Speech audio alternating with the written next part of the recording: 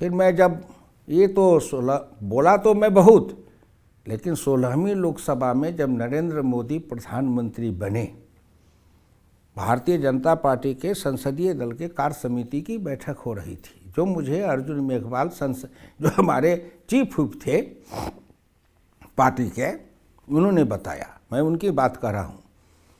उन्होंने कहा कि आपको बजट, सामान्य बजट पर बोलना है, जो भाषण सबसे ज़्यादा हिलाया देश को, जिसमें नरेंद्र मोदी हंसे भी और रोए भी। तो उसी में प्रसंग सब आए जिसमें नरेंद्र मोदी के साथ साथ संपूर्ण हाउस के लोग हंसते हंसते लोटपोट हो गए। क्या क्या कहा था आपने?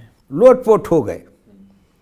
और दूसरे तरफ जब फिर उसको लेकर के मैं दूसरे तरफ उलट के जब बोलते गया, तो नरेंद्र मोदी के आंख के आंसू भी नहीं रुक पाए।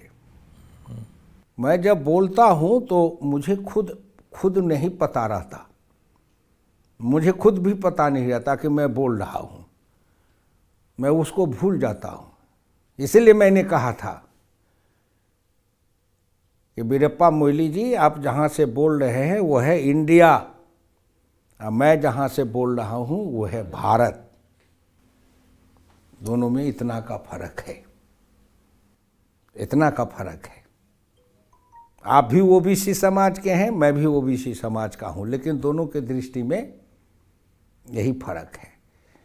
तो मैं उसी बोलते के क्रम में मैंने सुनाया कि मैं भाई 77 में लोकसभा में जीत के आया, तो मुझे बड़ी इच्छा रहती थी कि घूम घूम करके दिल्ली के सड़क को देखे।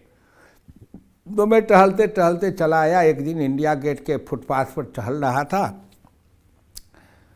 तो ये गाड़ी आ रही थी। उस गाड़ी में एक कुत्ता बैठा था, एक मैडम बैठी थी पीछे सीट पर। कुत्ता गेट से अपना सर बाहर निकाले हुआ था, और अपने कुत्ता का स्वभाव है जी लप लपा रहा था, ऐसे देख रहा था।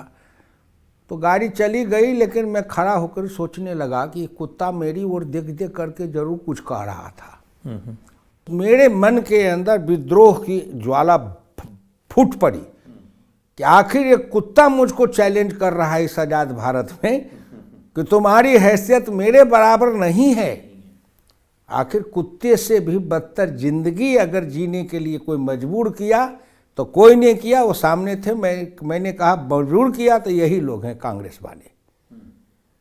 इसलिए मेरे अंदर वो ज्वाला आज भी प्रज्वलित है कि मैं चाहता हूं कि कितनी जल्दी इनको नाश कर दूं, जिससे कि इस स्थिति से हिंदुस्तान को निकलना पड़े।